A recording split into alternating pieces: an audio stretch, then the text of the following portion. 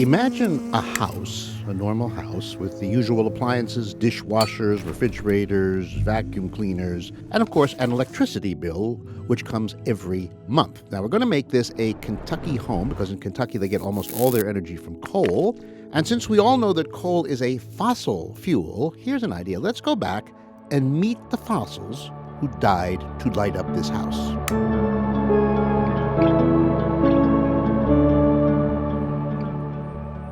Well, we're going to have to go way, way back to the Carboniferous period. That's about 300 million years ago.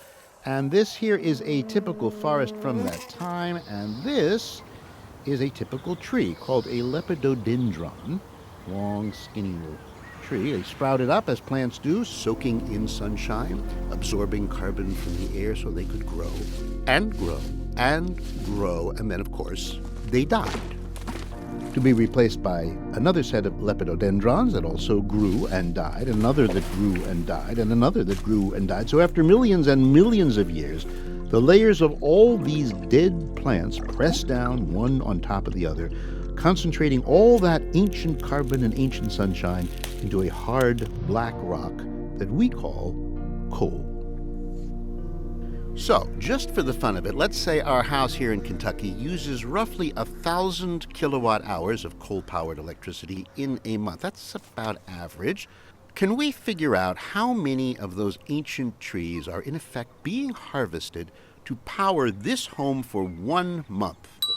Well, it turns out that 1,000 kilowatt hours, that's the electricity bill, comes from burning about a half ton of coal, which is the energy equivalent of 2 ancient trees, each one about 60 feet high. So that is what this home is burning every month, 2 old trees worth of carbon.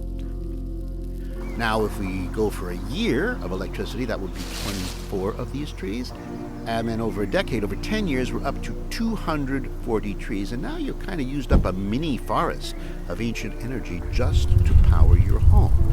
And that does not include, by the way, the family car. Now, cars, we all know, also use fossil fuels. Gasoline does come from oil, and oil comes from, once again, ancient plants, but not trees this time. No. Oil comes from much, much teenier plant-like creatures, so small you can't see them with your eyes. But you do find them in the ocean, drifting about and rolling around, using sunshine to absorb carbon and grow and multiply. There are trillions, actually 1,000 trillion of these teeny plants in the sea. They're called phytoplankton. They're the basic food of the ocean, eaten by little guys and the big guys. And 100 million years ago, there were phytoplankton living in the oceans, and when they died, and their babies died, and the babies of those babies died, the ocean bottoms were gradually littered with sunshine-rich remains, creating a layer of stored carbon that, under pressure from the mud above and the heat below, compressed first into rock and then, under even greater pressure, turned into a black liquid that we now call oil.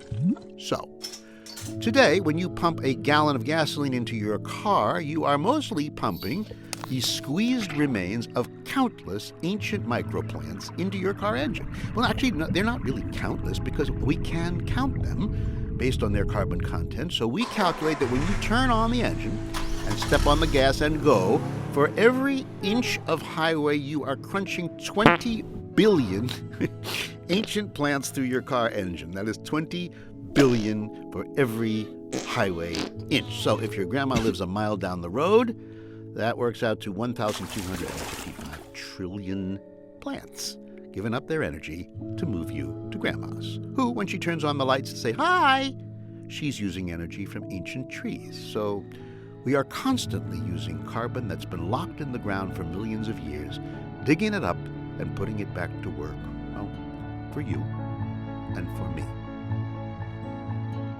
We today are ravenous for old sunshine, so much so that if you add up all the coal and all the oil and all the natural gas that we humans use to power our lives in just one recent year, we'll choose the year 2018, and then think just for a second of all the ancient organisms that had to get squished down to make those fossil fuels. So that would be the old carboniferous trees and the carboniferous plants and the phytoplankton and ancient plant eaters, the little ones and the big ones, in the sea, on the land, all those old organisms that got crunched into fossil fuels, if you drop all that old life into the container that we call Earth and burn them, it turns out that what we burn in 1 year weighs 100 times more than everything alive today. Everything. All the living whales and the elephants and the forests and insects and grass and crops and birds and fish and people, dogs and cats. Add up all the carbon in everything alive now, and still, in 1 year, we burned 100 times more. Or to put it another way, we humans gobbled up 100 Earths worth of ancient life. That's 55 trillion tons of ancient carbon in a single year.